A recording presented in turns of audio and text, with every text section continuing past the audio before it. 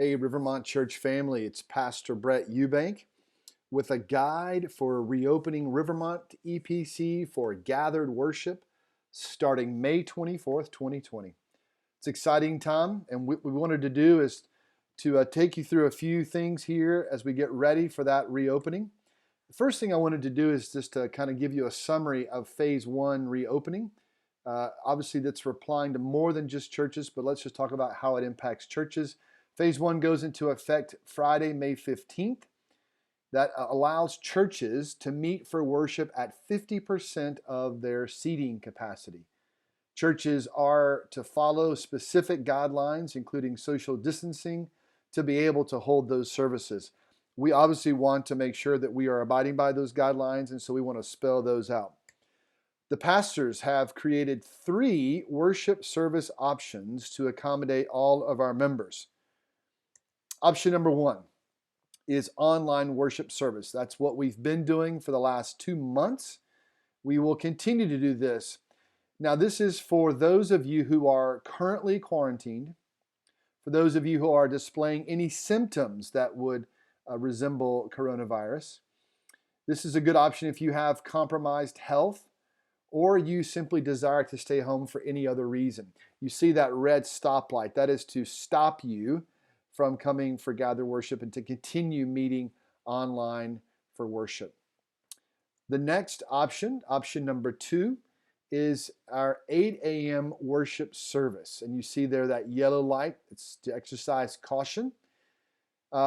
You should choose this service if you are at a higher risk or desire an abundance of caution. You see, everyone will be required to wear a cloth face mask, a face covering, over the age of 2. That's required to be able to gather for worship at 8 o'clock on Sunday morning. Now, this is the first service of the day, so it will provide the lowest possibility of contamination. And so, again, this is for those of you who are at higher risk or you just really want to be cautious and careful. This service is for you. The third option is an 11 a.m. worship service. This is for those of you who are at lower risk. And for this service, cloth face coverings are optional, though they are encouraged for everyone over the age of 2.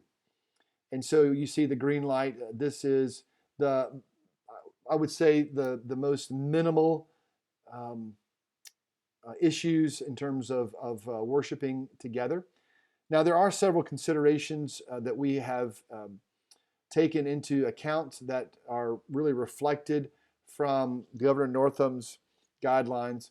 Worship services will be capped at 150 people. Now, some of you might know that our seating capacity is about 450, so half of that would be about 225. But again, we really want to exercise caution and be safe in providing a worship experience for all who come. And so that will be capped at 150 persons. We are going to utilize online signups to ensure that seating capacity is met.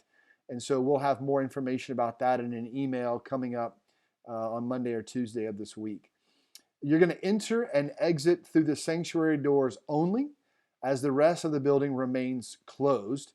The bathroom next to John Knox will be available for emergencies only, and you'll be accompanied by one of our ushers there if you need that. But other than that, the building is closed. All of our ushers will wear cloth face coverings since they'll be interacting with everyone. And then we will incorporate a social distancing seating pattern. And again, you'll see more information about that. We've taken out all the hymnals and pew Bibles.